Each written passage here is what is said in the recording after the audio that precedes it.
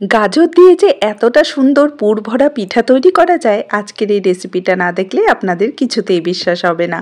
আর এই পিঠাগুলো বানানো এতটাই সহজ, যারা পিঠা তৈরি করতে পারে না তারাও কিন্তু ঝটপট এই পিঠাগুলো বানিয়ে নিতে পারবে। সব থেকে মজার ব্যাপার, এই পিঠাগুলো আপনারা 3 রকম ভাবে খেতে পারবেন। চাইলে ভাপিয়েও খেতে পারেন বা চাইলে এরকম মুচমুচে করে ভেজেও খেতে পারবেন। আর যদি মন চায় তো ভাজার পর এই পিঠাগুলো কিন্তু শিরাতে ভিজিয়েও খেতে পারবেন, সেটাও খেতে অসম্ভব মজার লাগবে। আর তার সাথে থাকছে একদম নতুন রকমের একটা পুরের রেসিপি, যেটা বানানোর জন্য কোনো রকম রান্না করার দরকার নেই। জাস্ট 2 থেকে 3 মিনিটেই আপনারা তৈরি করে নিতে পারবেন। পিঠাগুলো কতটা মুচমুচে হয়েছে আশা করি আপনারা আওয়াজ শুনেই বুঝতে পেরেছেন। একদম সহজভাবে এই রেসিপিটা শেয়ার করব যাতে সবাই তৈরি করে নিতে পারে। হ্যালো এভরিওয়ান, কেমন আছেন আপনারা সবাই? আশা করি আপনারা সবাই ভালো আছেন and welcome to my channel. তো আজকের এই রেসিপিটা যদি আপনাদের ভালো লেগে থাকে অবশ্যই লাইক আর শেয়ার করবেন। আর আমার চ্যানেলে নতুন এসে থাকলে চ্যানেলটাকে সাবস্ক্রাইব করে নেবেন। চলুন তাহলে শুরু করি আজকের এই পিঠার রেসিপি। তো এই পুর ভরা পিঠা বানানোর জন্য প্রথমেই আমাদের লাগবে গাজর। এখানে আমি 2টো মিডিয়াম সাইজের গাজর এরকম পাতলা করে গোল গোল করে কেটে নিয়েছি। আর এখানে মেজারিং কাপের 1 কাপ কিন্তু গাজর হয়েছে। যে কোনো একটা কাপ বা বাটিতে মেপেই কিন্তু গাজরটা নেবেন, তাহলে রেসিপিটা একদম পারফেক্ট হবে। এখন গাজরের টুকরোগুলো আমি একটা মিক্সার জারে নিয়ে নিলাম। এর সাথে এর মধ্যে দিয়ে দিলাম বড় চামচ দিয়ে মেপে 1 চামচ চিনি। এখন এখানে আমি একটা 5 টাকা দামের গুঁড়ো দুধের প্যাকেট নিয়েছি, সেটা পুরোটাই এর মধ্যে দিয়ে দিচ্ছি। আর এর সাথে আমরা দিয়ে দেব জল। এখানে আমি 1/4 কাপ মানে 4 ভাগের 1 ভাগ জল নিয়েছি, এটাও দিয়ে দিলাম। আপনারা চাইলে এখানে দুধটাও দিতে পারেন। এখন সব কিছুকে খুব ভালো করে আমাদের ব্লেন্ড করে নিতে হবে আর একটা স্মুথ পেস্ট তৈরি করে নিতে হবে। দেখুন, একদম স্মুথ পেস্ট বানাতে হবে, কোনো রকম যাতে বড় দানা না থাকে সেটা একটু খেয়াল রাখবেন। তো এটাকে এখন সাইডে রেখে দিচ্ছি। অন্যদিকে একটা ফ্রাই প্যানে আমি নিয়ে নিচ্ছি ছোট চামচ দিয়ে মেপে 1 চামচ ঘি। ঘিটাকে হালকা একটু গরম করে নেব। আচ্ছা, এখানে আপনারা চাইলে ঘিয়ের বদলে কিন্তু 1 চামচ সাদা তেলও ব্যবহার করতে পারবেন। এখন আমরা যে গাজরের মিশ্রণটা রেডি করে রেখেছিলাম সেটা পুরোটাই এর মধ্যে দিয়ে দিচ্ছি। আর গ্যাসের ফ্লেমটা কিন্তু লো টু মিডিয়ামের মাঝামাঝি রেখে আমাদের ঘিয়ের সাথে গাজরটাকে কিছুক্ষণের জন্য কুক করতে হবে, যাতে গাজরের যে একটা কাঁচা স্মেল থাকে সেটা চলে যায় আর তার সাথে গাজরটা খুব সুন্দরভাবে কুক হয়ে যায়। তো খুব বেশি সময় লাগবে না, 2 মিনিটই যথেষ্ট। মিডিয়াম ফ্লেমে এটাকে কুক করলেই দেখবেন এরকম একটু শুকনো হয়ে আসবে, গাজরটা খুব সুন্দরভাবে কুক হয়ে যাবে। তো এখানে গাজরটা কিন্তু কুক হয়ে গেছে। তো এখন এর মধ্যে আমি দিয়ে দিচ্ছি ওই কাপে মেপেই 1 কাপ জল। তার সাথে দিয়ে দিচ্ছি 1/2 চা চামচ লবণ আর হলো 1/2 চা চামচের মতো এলাচের গুঁড়ো। এখানে যদি এলাচের গুঁড়ো না থাকে আপনারা 2টো এলাচ খুব ভালো করে থেতো করে নিয়ে দিয়ে দিতে পারবেন। তো সব কিছুকে খুব ভালো করে মিশিয়ে নিচ্ছি। আর মেশানো হয়ে গেলে গ্যাসের ফ্লেমটাকে হাইতে করে দেব আর অপেক্ষা করব এই মিশ্রণটা ফুটে ওঠার। তো এই যে দেখুন মিশ্রণটা ফুটে উঠেছে। তো এখন এর মধ্যে ওই একই কাপে মেপেই কিন্তু আমি 1 কাপ শুকনা চালের গুঁড়া দিয়েছি। এখানে আমি বাজারে কেনা শুকনা চালের গুঁড়াটা ব্যবহার করেছি। আর খেয়াল রাখবেন চালের গুঁড়াটা দেওয়ার পর কিন্তু গ্যাসের ফ্লেমটা লোতে করে দিতে হবে আর খুব ভালো করে গাজরের মিশ্রণের সাথে চালের গুঁড়াটাকে মিশিয়ে নিতে হবে। তো এই যে দেখুন এখানে কিন্তু আমি ভালো করে মিশিয়ে নিয়েছি। গ্যাসের ফ্লেমটা কিন্তু চালের গুঁড়াটা দেওয়ার পর লোতে রেখেই আমাদের মেশাতে হবে, এটা একটু খেয়াল রাখবেন। আর এই মিশ্রণটাকে এখন ঢাকা দিয়ে আমরা কুক করব 2 মিনিটের জন্য। 2 মিনিট পর দেখবেন চালের গুঁড়াটাও খুব সুন্দরভাবে সেদ্ধ হয়ে গেছে আর মিশ্রণটার কালারটাও কিন্তু অনেকটাই চেঞ্জ হয়ে যাবে। তো প্রথমে হয়তো মনে হবে কালারটা হালকা হয়ে গেছে, কিন্তু এভাবে ঢেকে 2 মিনিট কুক করবেন, দেখবেন খুব সুন্দর গাজরের কালারটা যে সেটা চলে আসবে। তো এখন আরও 2 মিনিটের মতো আমরা গ্যাসের ফ্লেমটা লোতে রেখেই এটাকে কুক করে নেব, কারণ যেহেতু গাজর দিয়ে বানাচ্ছি তো এখানে ময়েশ্চারটা কিন্তু খুব বেশি থাকবে। তো 2 মিনিটের মতো কুক করে নেবেন। তারপর দেখবেন যে খুব সুন্দর একটা ডোয়ের মতো তৈরি হয়ে গেছে। তো সেটাকে আমরা এরকম একটা প্লেটের মধ্যে নামিয়ে কিছুক্ষণের জন্য এইভাবেই রেখে দেব, জাস্ট একটু হালকা ঠান্ডা হওয়ার জন্য। আর তার আগে এখান থেকে আমি 1 টেবিল চামচের মতো মানে বড় চামচের 1 চামচের মতো মিশ্রণ তুলে আলাদা একটা বাটিতে রেখে দিচ্ছি। এটা আমরা পরে ব্যবহার করব, ঠিক আছে? তো এটাকে সাইডে রেখে দেব আর এই মিশ্রণটাকে হালকা একটু ঠান্ডা হতে দেব। আর ততক্ষণ চলুন আমরা পুরটা বানিয়ে নিই। তো তার জন্য এখানে আমি কিছুটা পরিমাণ আমন্ড আর কাজু, 4-5টা আমন্ড 4-5টা কাজু এরকম কুচি কুচি করে কেটে নিয়েছি, একদম মানে মোটামুটি ছোট করেই কেটেছি।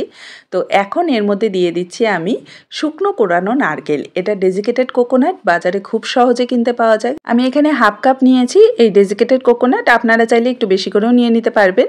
এর সাথে আমি এখানে দিয়ে দিচ্ছি 2 টেবিল চামচ গুঁড়া দুধ, ঠিক আছে? গুঁড়া দুধটা কিন্তু অবশ্যই দেওয়ার চেষ্টা করবেন, এতে টেস্টটা খুব ভালো আসবে। আর আমরা যে 1 টেবিল চামচ গাজরের মিশ্রণটা রেখেছিলাম সেটাও এর মধ্যে দিয়ে দিলাম, আর তার সাথে 2 টেবিল চামচ আমি এখানে গুঁড়ো করা চিনি দিয়ে দিচ্ছি। ঠিক আছে, চিনিটাকে মিক্সার জারে খুব ভালো করে গুঁড়ো করে নিয়েছি। মিষ্টিটা অবশ্যই আপনারা নিজেদের স্বাদ মতো কম বেশি করে নিতে পারবেন। তো এখন খুব ভালো করে সব কিছুকে মিশিয়ে নিতে হবে। তো চামচ দিয়ে মেশানো যাচ্ছিল না, তাই আমি হাত দিয়ে সব কিছুকে ভালো করে মিশিয়ে নিচ্ছি। ঠিক আছে, তো এখানে কোনো রকম দুধ বা অন্য কিছু অ্যাড করার দরকার নেই, কারণ আমরা যে গাজরের মিশ্রণটা দিয়েছি সেটাতেই কিন্তু খুব সুন্দর একটা বাইন্ডিং চলে আসবে। একদম খুব মানে কি বলবো, দারুণ টেস্টি একটা পুর কিন্তু তৈরি হয়ে যাবে কোনো রকম রান্না ছাড়া। তো এই যে দেখুন পুরটা কিন্তু একদম রেডি হয়ে গেছে। তো এটাকে সাইডে রেখে দিচ্ছি, একবার কিন্তু অবশ্যই ট্রাই করে দেখবেন, খেতে অসম্ভব মজাদার। আর এদিকে আমাদের যে চালের গুঁড়া আর গাজরের যে ডোটা সেটা কিন্তু হালকা একটু ঠান্ডা হয়েছে, মানে এখনও গরম আছে, ঠিক করে ধরা যাচ্ছিল না। তো মোটামুটি একটু মানে হাতে সহ্য করা যাওয়া পর্যন্ত অপেক্ষা করবেন। তারপর এটাকে খুব ভালো করে এভাবে ডোলে ডোলে কিন্তু আমাদের মেখে নিতে হবে, মানে একটা সফট ডো তৈরি করে নিতে হবে। গরম অবস্থায় মাখার চেষ্টা করবেন, তাহলেই কিন্তু ডোটা একদম পারফেক্ট হবে। এই যে দেখুন একদম সফট একটা ডো কিন্তু তৈরি হয়ে গেছে। তো এখন সারফেসে আমি সামান্য একটু তেল লাগিয়ে নিচ্ছি। আর আমরা যে গাজরের ডোটা তৈরি করেছিলাম চালের গুঁড়া আর গাজরে, সেখান থেকে কিছুটা পরিমাণ ডো আমি এরকম লেচি করে নিয়েছি, লেচি বানিয়ে নিয়েছি। তো এটাকে আমরা বেলে নেব। ঠিক আছে, বেলার সময় খেয়াল রাখবেন একদম হালকা হাতে কিন্তু এটাকে বেলতে হবে, খুব জোরে জোরে কিন্তু বেলতে যাবেন না। আর কতটা মোটা রাখতে হবে সেটাও আমি দেখিয়ে দিচ্ছি। এখন একটা ছোট গ্লাস দিয়ে এরকম আমি গোল গোল করে এটাকে কেটে নিচ্ছি, মানে গোল শেপ করে কেটে নিচ্ছি। আপনাদের কাছে কুকি কাটার থাকলে সেটা দিয়েও কেটে নিতে পারবেন। যেমন সাইজের আপনারা পিঠাটা বানাতে চান সেই সাইজের কেটে নেবেন। ঠিক আছে, তো এখন আমি পিঠাগুলো বানানো শুরু করব।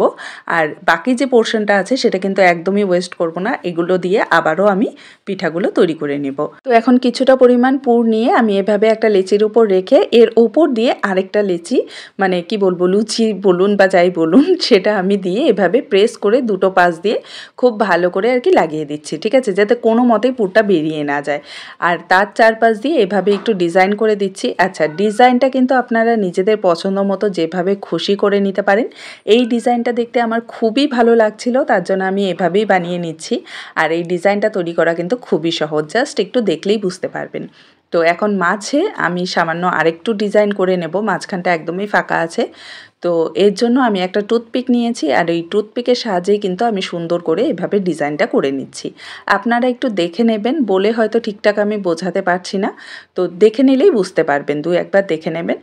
আর মাঝখান দিয়ে আমি এরকম টুথপিকের আর কি উল্টো পাশটা দিয়ে এভাবে ছোট ছোট ফুটো করে দিচ্ছি। আর কত সুন্দর একটা ডিজাইন তৈরি হয়ে গেল কোনো রকম ছাদ ছাড়া, জাস্ট একটা টুথপিক দিয়ে। তো ডিজাইনটা আপনারা নিজেদের পছন্দ মতো, আবারও বলে দিচ্ছি, যেভাবে খুশি করে নিতে পারবেন। এতে কিন্তু টেস্টের কোনো পরিবর্তন হবে না, টেস্ট কিন্তু একই থাকবে, অসম্ভব মজাদার খেতে। তো এই দেখুন আমি আরেকটা ডিজাইন করে নিলাম। তো এভাবেই আমি সবগুলো পিঠার ডিজাইন করে নিয়েছি। এই যে দেখুন কতটা সুন্দর লাগছে।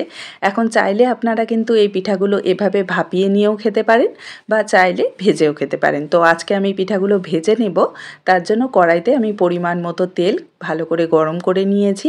আর গ্যাসের ফ্লেমটা কিন্তু লো টু মিডিয়ামের মাঝামাঝি রেখে পিঠাগুলো ভাজতে হবে, না হলে কিন্তু ফেটে যাওয়ার সম্ভাবনা থাকে। ঠিক আছে, একদম লো ফ্লেমে কিন্তু পিঠাগুলো ভাজতে যাবেন না, মাঝারি থেকে একটু কমিয়ে দেবেন, তারপর পিঠাগুলোকে ভেজে নেবেন। আর তেলটা অবশ্যই ভালো করে গরম করে নেবেন।